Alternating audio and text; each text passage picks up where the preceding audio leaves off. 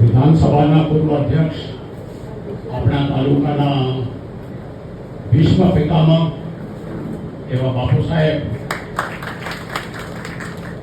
દ્વિતીય ભીષ્મ પિતામહ કાળુભાઈ તરફ, માજી ધારાસભ્ય, એમને તો મેં યુવાનીમાં જોયેલા છે જ્યારે ધારાસભ્ય હતા. બહુ સુંદર અને સરસ કામગીરી કરેલી છે. આપણા પૂર્વ ધારાસભ્ય ભાઈ શ્રી માનસિંહજીભાઈ, આપણા પૂર્વ ધારાસભ્ય શિવાબા, તમને ખબર છે શિવાબા દૂધ ઉપર જ નભે છે, તો દૂધ ઉપર નભતા શિવાબા આપણા પૂર્વ ધારાસભ્ય, પૂર્વ જિલ્લા પ્રમુખ સુખદેવસિંહજી સોઢા, પૂર્વ તાલુકા પ્રમુખ દિયોદરના ભાઈ શ્રી પ્રવીણસિંહજી, તાલુકાના મેમ્બર, પૂર્વ મેમ્બર દેસાઈ સાહેબ, અને દિયોદર ગામના અને દિયોદર તાલુકાના મીઠા મનના માનવી, આપણે રજૂઆતો કરીએ, મારા તમારા જેવા પદના માણસો રજૂઆતો કરે તો કદાચ આપણો અવાજ ગાંધીનગર ના પહોંચી શકે, પણ આ મહાનુભાવો જ્યારે રજૂઆત કરે ત્યારે એમનો અવાજ ગાંધીનગર સુધી પહોંચી શકે છે.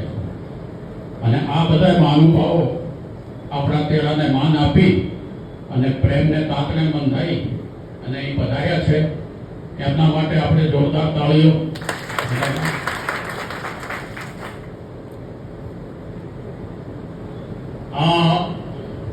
આજે મંતવ્યો આપશે બધા મહાનુભાવો.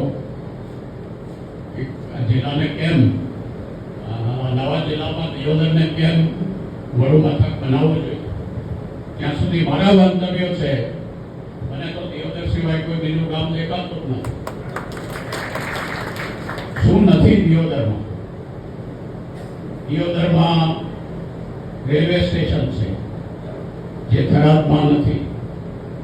દિયોદરમાં પૂરતા પ્રમાણમાં રોડ છે. દિયોદરમાં ભૂગર્ભમાં પાણી છે જે થરાદમાં નથી. અને નવો જિલ્લો બને ને જિલ્લાનું હેડક્વાર્ટર દિયોદર બને તો એમાં વસ્તીનો વધારો થાય અને પાણીની જરૂર પડે. એટલે દિયોદર લાયક જગ્યા છે. થરાદ જે છે એ બોર્ડરની નજીક છે. સુરક્ષાની દ્રષ્ટિએ હું તો સુરક્ષામાં રહેલો છું. પાકિસ્તાનથી નજીક જિલ્લાનું હેડક્વાર્ટર હોવું એ ખતરાની ઘંટી છે. આપણે તો 45 કિલોમીટર થરાદથી અહીંયા છીએ. અચાનક પાકિસ્તાન હુમલો કરે અને ચડી બેસે થરાદ ઉપર, આપણો એક જિલ્લા હેડક્વાર્ટર કેપ્ચર થઈ જાય. બીજું કે આધ્યાત્મિક દ્રષ્ટિએ ઓગણ બાપા આપણેથી 10 કિલોમીટર આગળ ઓગણની થળીમાં બિરાજમાન છે. અહીંથી 7 કિલોમીટર દૂર મા અંબાના બેસણા છે સણાદરમાં. અને સૌથી જે અત્યાર સુધી કોઈ નથી કહ્યું કે દિયોદર ગામના માનવીઓ, દિયોદર ગામના વ્યક્તિઓ એ ખરેખર મીઠા મનના માનવીઓ છે. માખણ મારવા માટે હું નથી કહેતો, સાચા હૃદયથી કહું છું.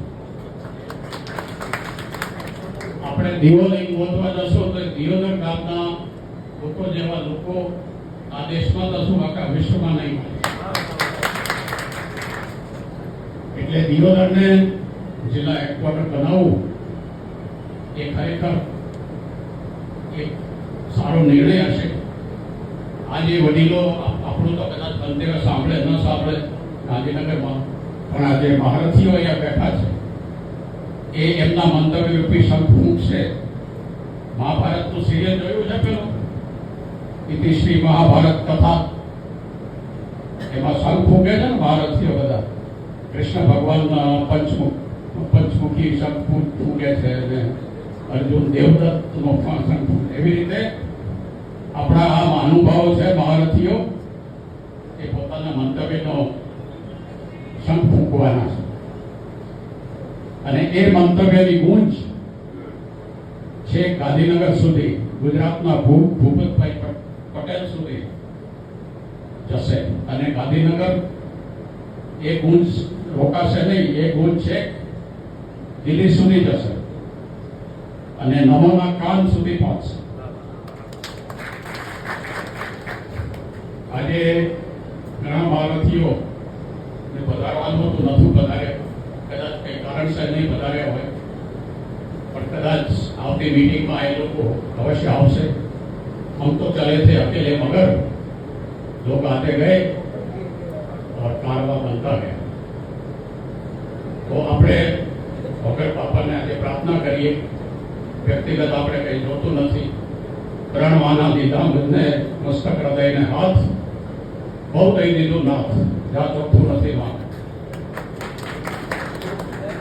પણ આપણે એક વગર બાપાને જરૂર માગશું કે આ જિલ્લાને વગર જિલ્લો બનાવે, નવો જિલ્લો બને અને એ વગર જિલ્લાનું હેડક્વાર્ટર દિયોદર રહે.